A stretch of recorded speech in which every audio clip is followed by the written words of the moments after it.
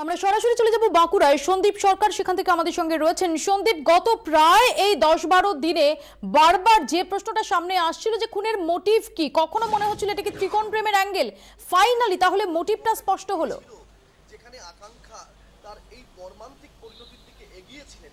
দেখো, বাঁকুড়ার police super Sukhendu হীরা যেটা জানিয়েছেন যে ঘটনাক্রমের দিকে যদি নজর দেওয়া যায় তাহলে দেখা যাবে যে আকাঙ্ক্ষা যখন 23শে জুন বাঁকুড়ার বাড়ি থেকে আমেরিকার উদ্দেশ্যে রওনা হলেন, তারপর দিল্লিতে পৌঁছালেন।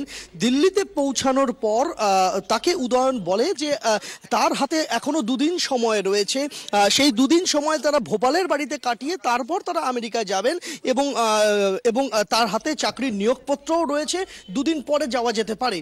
এই বলে তাকে বাঁকুড়ার থেকে দিল্লিতে টেনে এনে তারপর দিল্লি থেকে ভোপালে যাওয়া দুজনের, এবং ভোপালের বাড়িতে দুদিনের পরিবর্তে সেই মেয়াদকালটা ক্রমশ বাড়তে থাকে। কিন্তু আকাঙ্ক্ষাকে দেওয়া প্রতিশ্রুতি রাখতে পারেনি উদয়ন, এবং আকাঙ্ক্ষা যখন দেখতে পায় যে দিনের পর দিন কেটে যাচ্ছে কিন্তু কোনোভাবেই উদয়নের তরফে উদ্যোগ নেই আকাঙ্ক্ষাকে নিয়ে আমেরিকায় যাওয়ার, তখন সে বুঝতে পারে যে কোথাও একটা প্রতারণার চক্করে পড়ে গেছে সে।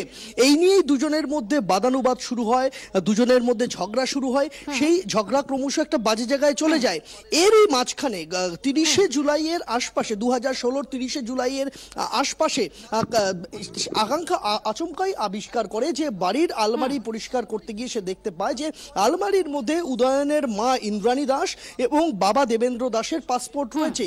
যে মা বাবা আমেরিকাতে থাকেন বলে উদয়ন দাবি করে এসছে। সন্দীপ, ধন্যবাদ। সন্দীপ সরকার আমাদের সঙ্গে এতক্ষণ সরাসরি কথা বলেন বাঁকুড়া থেকে।